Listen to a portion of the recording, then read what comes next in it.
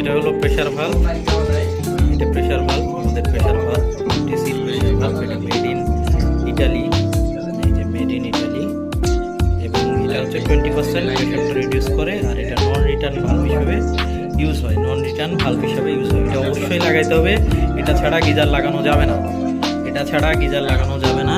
এবং এটা এই জায়গাতে লাগাতে হবে, ডিরেক্ট লাগাই দিতে হবে, অথবা যে কোনো একটা জায়গায় ইনলেটের এইভাবে লাগাই রাখতে হবে।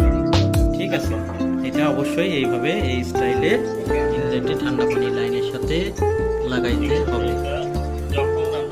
তারপরে আপনার ইনলেটের লাইন লাগাইতে হবে।